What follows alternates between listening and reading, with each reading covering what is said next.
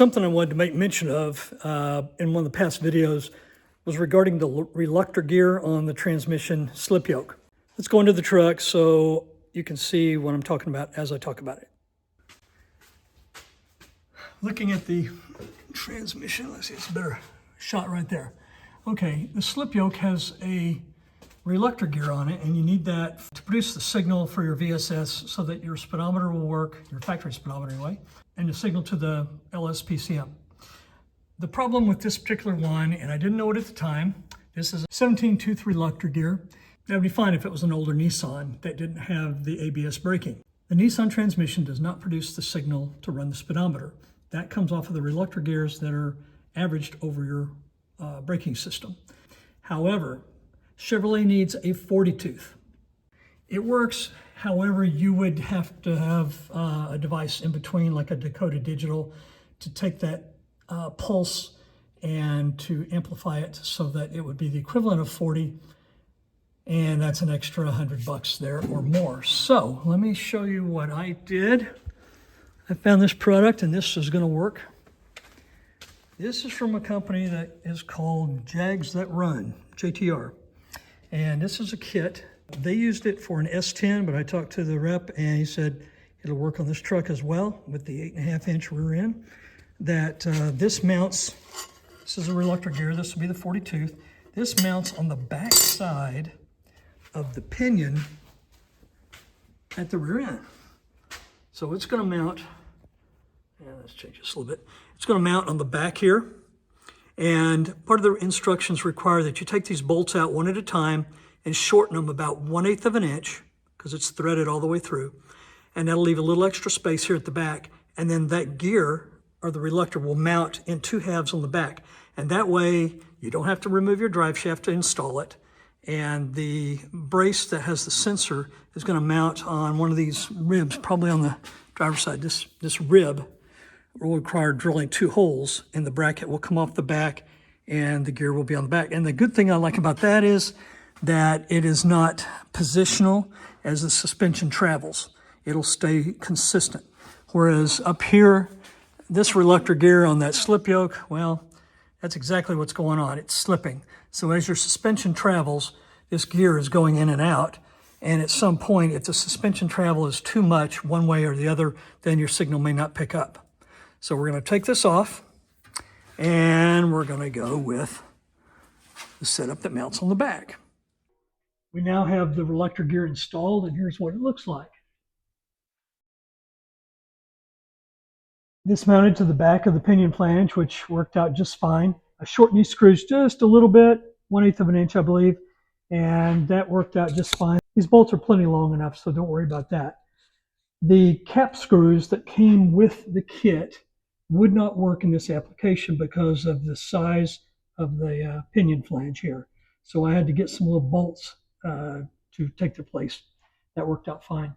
I thought I was going to be able to mount the sensor on one of these flanges. This is one of these braces, and that's how they showed it in the instructions, and that's what they did on the S10 rear end.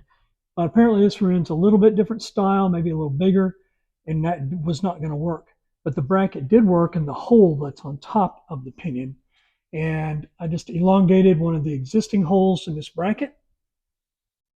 Get up there a little better. And was able to use one bolt and secure that very nicely. This is a GM sensor.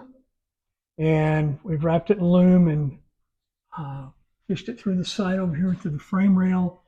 And it is connected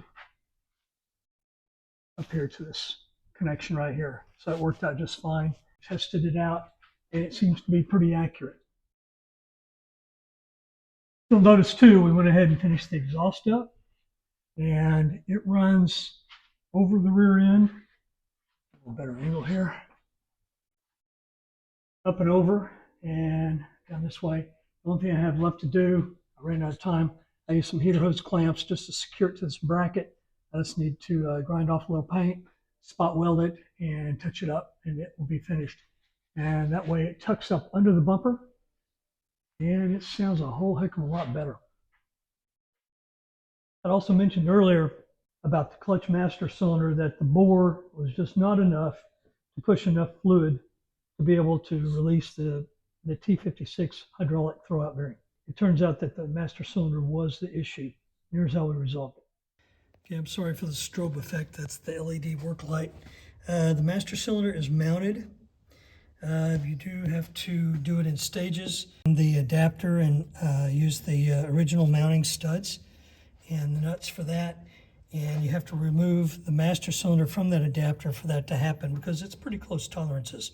So the nuts were tightened on the adapter, and then there are studs that go into the adapter for the master cylinder, and then they're tightened, and that's what it'll look like when you're all done. And then the remote, mounted it over here on the driver's side next to the windshield wiper bottle, and it's far enough forward to make sure that when that hood hinge comes down, it clears it. This master cylinder's got a banjo bolt, an extra piece of hose. We showed that before. Now in the kit that Matt is developing for the OBS trucks, this is kind of a guinea pig. It will have the Wilwood master cylinder with the adapter. However, it will be a little bit different Wilwood. It won't have the remote reservoir. That was for my particular application because of what's going on here. In the kits, it will have a standard looking master cylinder. And finally, I wanted to show you today, while we're working on it, the shifter. This is actually my Hurst core shifter that was in the truck originally, and I've reused the handle.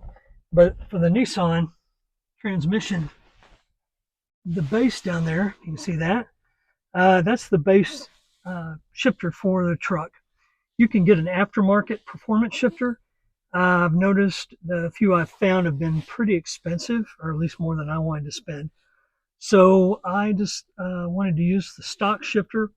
I cut it off at the bottom of the handle, the base. I welded on a little plate from the side, the driver's side, drilled 2 holes and mounted my shifter arm. And it looks pretty good. The arm reach is good. I can hit all the gears easily. No problem at all.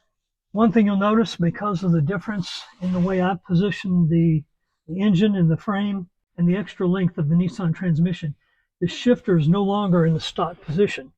This is where the original hole was. We patched it up, seam sealed it.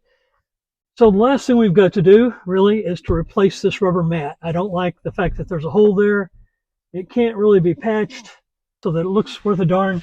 So we're going to pull the seats and everything out and replace the rubber mat with this mat from ACC. That's Auto Custom Carpets. And I've let it laying out here in the shop a few days, hoping the warmer temperature in here will soften it up a little bit, make it a little easier to work with. And then we will be putting that in the truck and test driving it for the final time, I'm hoping. So everything's working out great so far. Everything works, it functions. Now it's cosmetics.